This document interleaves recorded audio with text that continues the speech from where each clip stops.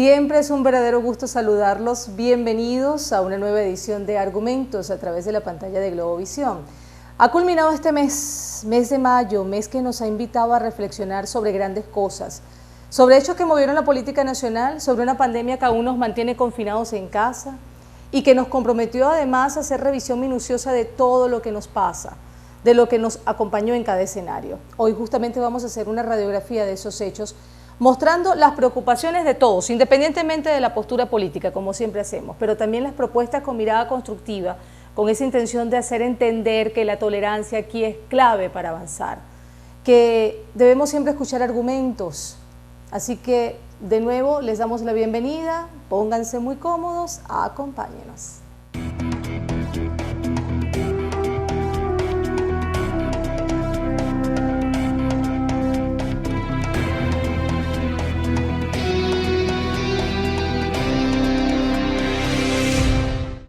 Lo que más sonó durante el mes de mayo tiene como siempre varias miradas, argumentos que van desde la agenda golpista continuada, que es el argumento del gobierno, la cortina de humo para tapar los múltiples problemas que denotan una crisis generalizada en el país, es el argumento de la oposición. Lo cierto es que nosotros estamos en medio de esta conflictividad política y seriamente afectados.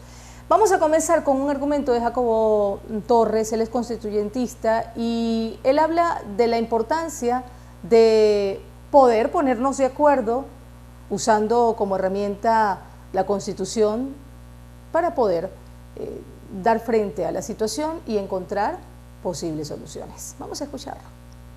Pero te insisto, para bailar son dos, no es uno solo. Para dialogar son dos, no uno solo. Nicolás ha hecho todo el esfuerzo de dialogar con los que haya que dialogar, todos. Ahora, es el jefe de Estado, Carrizo. Entonces, no puedes exigirle a un jefe de Estado también que se rebaje, y perdóname que suene tan feo, también a posiciones ponerse a reclamar a quien no quiere ni tiene la menor intención de llegar voluntariamente a un acuerdo político para salir de lo que haya que salir. Fíjese que en ese mismo orden, pero desde una postura contraria, el diputado a la Asamblea Nacional Manuel Teixeira, por el Partido de un Nuevo Tiempo, insistió en la necesidad de crear un consenso para solucionar lo que llama la crisis estructural de Venezuela. Él estuvo en primera página, lo vemos desde el portal de Globovisión, lo desplegamos para sus pantallas, sostuvo que como parte del acuerdo, el gobierno debe reconocer al Parlamento para acceder a planes de estabilización, porque lo que viene después del confinamiento en materia económica va a ser peor. Aseveró Teixeira que uno de los errores de la dirigencia opositora ha sido el inmediatismo. Debemos construir una fuerza popular que nos lleve a derrotar este modelo a través de los votos, pero la desesperación del ya para allá nos ha alejado de eso. Palabras de Manuel Teixeira, de Un Nuevo Tiempo. Ahora bien, desde la mirada sociológica está la de Carlos Raúl Hernández, cuando habla de la forma como percibe el problema de la oposición venezolana, esto en el contexto de la Operación GDO, que ocupó durante el mes de mayo gran parte del espacio informativo, tanto de Globovisión como del resto de los medios de comunicación de Venezuela. Lo dijo en Quicosis con estos argumentos. De un momento a otro uno consigue hablando, algunos que dicen ser dirigentes o que se presentan como tales y hablan como unos representantes de un protectorado. Y eso, por supuesto, no tiene ningún sentido, porque lo que yo más en este momento observo de la posición norteamericana es que no entiende lo que está pasando en Venezuela. No lo he entendido nunca, por eso es que el chavismo y la revolución se han entronizado como ha ocurrido hasta ahora, porque han hecho exactamente lo contrario de lo que la política recomienda que se haga en circunstancias como esta. Bueno, y de hecho, prácticamente toda América Latina, salvo el caso de Nicaragua, ha ido saliendo del socialismo del siglo XXI por fuerzas endógenas, por la habilidad de sus dirigentes, por la capacidad. Y por votos. Y sin necesidad de intervenciones de otros países. Bueno. Pero aquí entra en juego la hipersensibilidad de ambos lados. Esto hace que la crítica o la autocrítica se convierta en algo realmente inviable. ¿La autocrítica es realmente importante para avanzar? Esa es la opinión de Enrique Mendoza, dirigente político, lo dijo en Quicosis con estos argumentos. Bueno, porque el problema que hemos tenido nosotros es que los partidos no quieren hacerse una autocrítica en su propia realidad.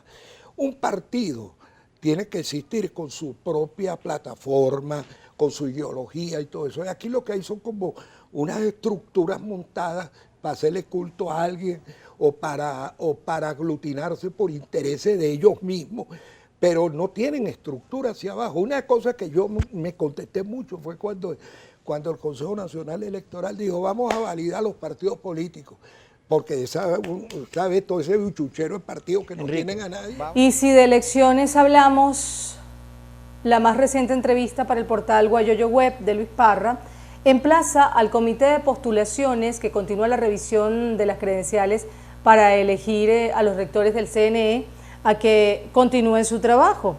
Vamos justamente a este portal, lo revisamos en pantalla completa del programa Argumentos. Ante la pregunta, ¿hay elecciones este año? Esa es la primera, la que todos nos hacemos.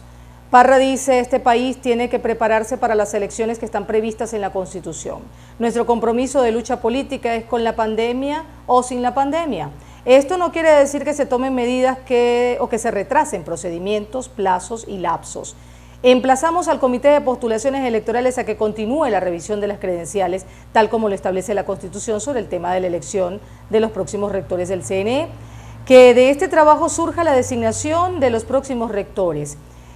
Pregunta el periodista de Guayoyo Web, al CNE se le quemaron las máquinas, ¿cómo van a ser las elecciones entonces? Responde Parra, tiene que adquirir alrededor de 4.000 máquinas. Ese es un procedimiento válido que el propio CNE debe llevar. Eso se ha dicho antes y debe existir condiciones para volverlo a hacer. Es una condición para resolver los problemas del país y no la podemos retrasar ni detener porque nuestro pueblo quiere soluciones.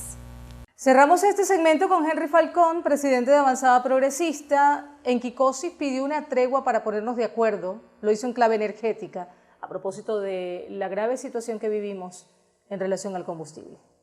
Nosotros hemos dicho por qué aquí en Venezuela, que estamos padeciendo una severa crisis por la falta de combustible, y cómo es que nosotros somos propietarios, los venezolanos, de Sirgo, que por cierto está en Pico de Zamuro, y cómo es que aquí no se pudo, Kiko, más allá de la diferencia política, no se pudo elevar el sector de oposición y el sector gobierno y decir, bueno, vamos a dar una tregua, vamos a ponerle un parado a esto un momentico y vamos a ponernos de acuerdo y vamos a solicitarle al gobierno de los Estados Unidos una excepción humanitaria y vamos a ver cómo hacemos para traer combustible y resolvemos el problema que está generando muertes, que está generando caída de la producción, que se pierdan los alimentos, etcétera. ¿Cómo es que no hacemos eso?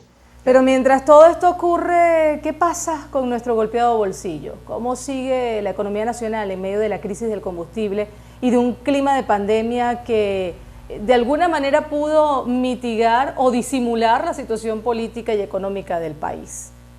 Hay más en este programa de Argumentos sobre el tema económico, hablaremos luego de esta pausa. @argumentosgb, @Marayira Chirinos, también tenemos nuestro canal en YouTube, Argumentos GB. Ya volvemos.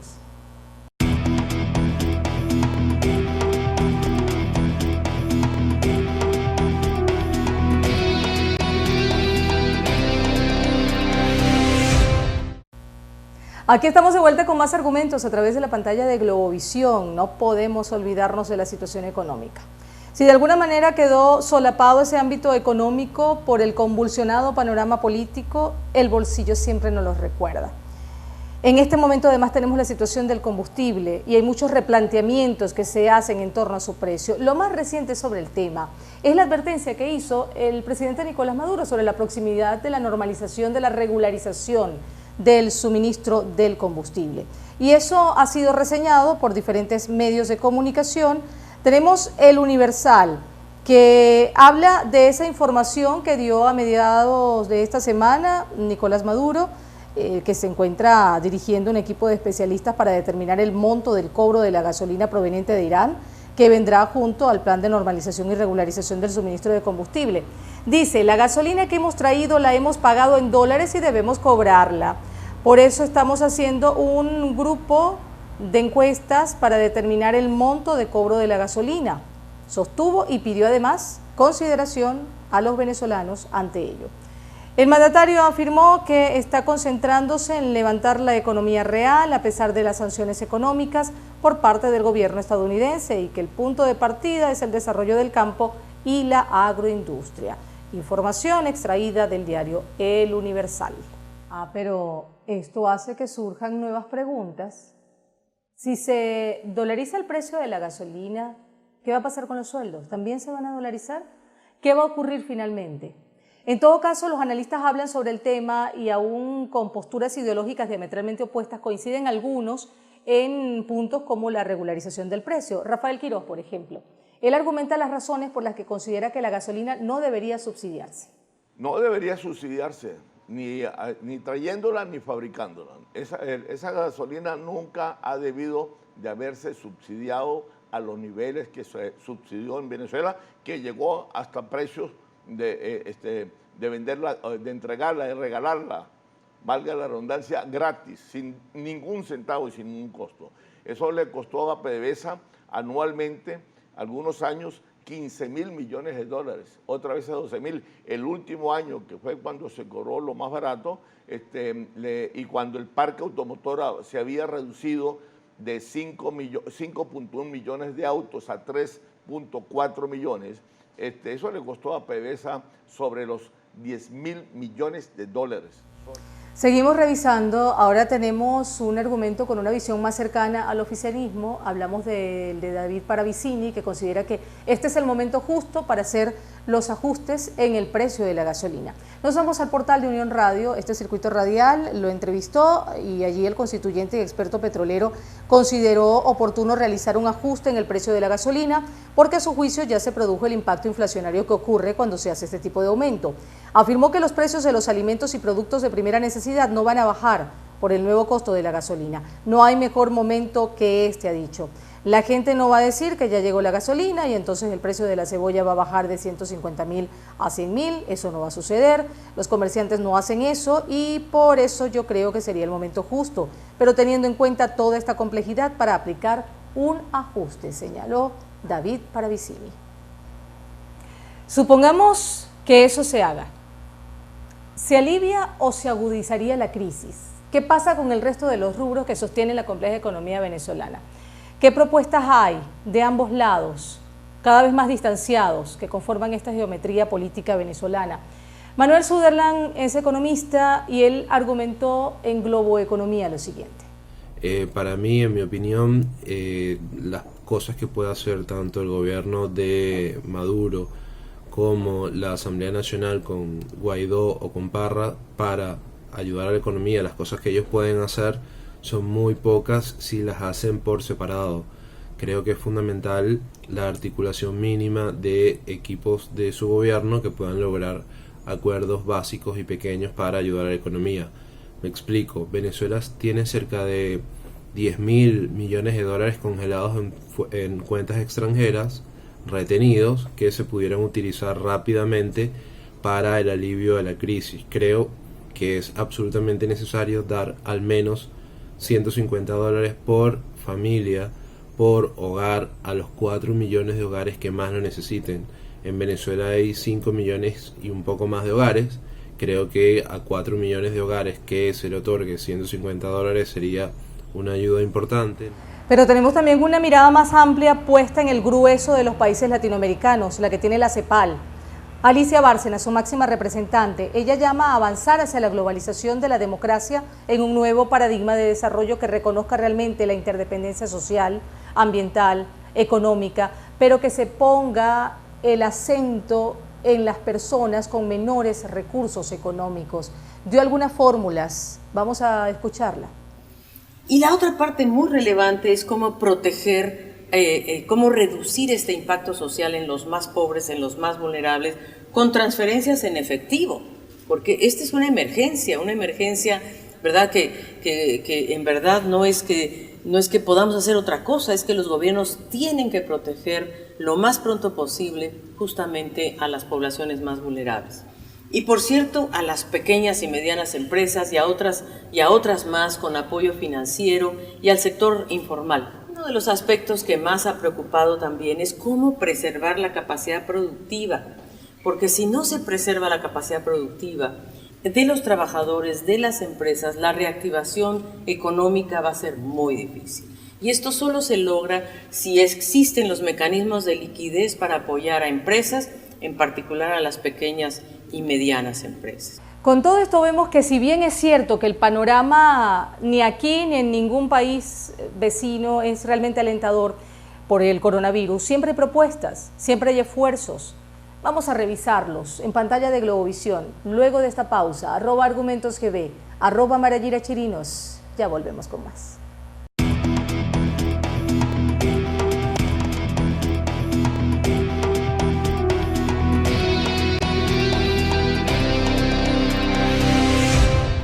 Seguimos fomentando la tolerancia a través de argumentos. Llegó el segmento de las soluciones, ese que nos permite entender, independientemente de la filosofía política que se profese, quiénes realmente apuestan por la construcción del país, quienes están dispuestos a escuchar realmente los argumentos del contrario. La geopolítica petrolera también hace parte de esas opiniones que a lo largo de este mes de mayo se han hecho escuchar y que tienen posiciones contrarias, pero aún también encuentran algún punto de coincidencia. Rafael Quirós, experto petrolero, dijo lo siguiente en torno a las soluciones sobre el tema petrolero. Ojo, necesitamos todos los capitales petroleros internacionales que puedan venir al país, bienvenidos sean. Pueden invertir aguas abajo en refinación, en transporte, en comercialización, en todas las actividades conexas y complementarias a la industria petrolera. Pero una cosa es darle participación al capital privado internacional, a todo el capital internacional que quiera venir, bienvenido sea, y otra cosa es ir a entregar parte de lo que constituye la soberanía del país. El petróleo en Venezuela está ligado a la soberanía y en todos los países petroleros está ligado a la soberanía, porque es a través del petróleo que el Estado venezolano diseña una política petrolera venezolana. Es a través del petróleo que el Estado venezolano puede ejercer lo que llamamos la geopolítica del petróleo, la geoestrategia del petróleo, diseñar la política exterior con un condimento fuerte que es el de hidrocarburos. Ahora bien, cuando el tema sensible del combustible lo llevamos al ámbito alimentario, aparecen voces como la de Armando Chacín, el expresidente de FEDENAGA, y hace reflexiones y da recomendaciones importantes justo en esta dirección. Vamos a escuchar sus argumentos. Todo lo que, por supuesto, gira por tierra, y yo creo que aquí debemos hacer una pequeña reflexión, y se lo hemos hecho a las autoridades, ¿no? Todo lo que gira por tierra y debe comprar el combustible a precios que no tienen nada que ver ni siquiera con los internacionales, o sea, sobrepasa los precios internacionales del combustible. Aparte de eso, debemos decir, como lo hemos dicho, algunos puntos de control, y debo decir algunos porque algunos han sido muy respetuosos del tema que estamos pasando. Nosotros no creo que debemos estar jugando en este momento a buscar coimas que de alguna forma encarecen los productos y termina pagándolo el consumidor final. Yo creo que debemos hacer un llamado a la calma, un llamado a que la comercialización se normalice como era antes, para que de alguna forma se viabilice y que no entren aquí interacciones económicas que alcen los precios de los productos. Absolutamente para nadie es un secreto el contrabando de la gasolina y los precios que exceden el estándar internacional, incluso aquí en Venezuela. El constituyente Jacobo Torres instó a hacer denuncias sobre esas irregularidades. Denúncielo, 0800 guardias, si mal no me equivoco, está en todas las redes. Si no, hágalo públicamente por las redes. No, y por supuesto documentado, no es señalar a cualquiera por señalarlo. Yo le puedo garantizar que ninguna institución del Estado, ni de la Fuerza Armada Nacional Bolivariana, se va a prestar para semejante crimen. El que esté especulando, el que esté traficando gasolina en dólares o no, debe ser condenado con todo el peso de la ley y el repudio público, y lo digo aquí de cara a los ciudadanos que me estén viendo. No podemos ser impunes frente a ese tipo de acciones criminales, porque están atentando con un pueblo en medio de una emergencia como la que tenemos. Claro que es importante denunciar, pero ¿ha servido de algo las denuncias? Por cierto que muchas denuncias también vienen por parte de los pensionados. Esos que llevan a cuestas la dolorosa condición de ser pensionado, ese desafío, ese reto mensual de estirar y estirar el dinero que no les alcanza absolutamente para nada, una pensión prácticamente risible. Hay una propuesta de Asobanca en relación a la problemática que se les ha presentado a muchos en medio de esta cuarentena y sus tarjetas de débito. La Asociación Bancaria de Venezuela propuso la emisión de tarjetas virtuales con el objetivo de mejorar el acceso de los pensionados al sistema financiero en medio de la pandemia COVID-19.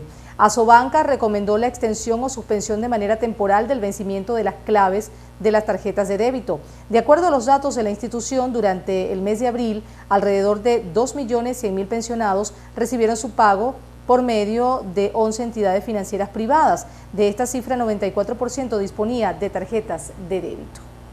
Vamos a cerrar revisando el portal de un vocero político de las filas del chavismo cuya gestión, sobre todo en el área agrícola, fueron cuestionadas en su momento, pero que de un tiempo para acá ha mantenido una posición crítica, aun cuando aún se mantiene en las filas del partido de gobierno. Pero es una posición crítica que lo lleva a abogar por un punto de encuentro entre gobierno y oposición. Es una interesante posición que, independientemente de la animadversión que pudiera generar de un lado o de otro lado, vale la pena compartir, justamente con ese espíritu de tolerancia y con el ánimo de construir, porque se trata de una visión propositiva. Hablamos de Elías Agua y nos vamos a su portal web. En uno de sus párrafos dice: para nosotros, los y las chavistas, estas voces deben motivarnos a la reflexión que nos permita comprender que más allá de la fuerza patriótica, popular, revolucionaria y democrática que conformamos, hay millones de venezolanos y venezolanas que se oponen al gobierno del presidente Maduro, pero que no están dispuestas a avalar que la república sea entregada. Este positivo fenómeno comprende un desafío. No podemos seguir haciendo política y discurso solo para enfrentar a los sectores extremistas, entreguistas y violentos. Todos los extremistas juntos son una minoría, muy peligrosos, eso sí, pero por eso es necesario hablar y desarrollar acciones que convoquen a las grandes mayorías patrióticas y democráticas en esta hora crucial para la vida republicana. Se llama Punto de Encuentro este artículo, que pueden ubicar en el portal de Elías Agua. Bueno, resumiendo lo presentado acá, no sabemos definitivamente qué es lo que va a ocurrir, pero sí sabemos lo que merecemos. Estabilidad política, estabilidad económica, por ejemplo, es una de las cosas. Pero para ello siempre el esfuerzo conciliador debe permanecer allí. No ha dado frutos por el momento, pero hay que continuar fomentando ese camino de la tolerancia. Pero todos esos argumentos que siempre debemos escuchar deben ir acompañados por acciones concretas. Es la única manera. Es el desafío que todos estamos enfrentando en Venezuela y hay que continuar haciéndolo. Gracias como siempre por su muy amable atención y será hasta una próxima oportunidad.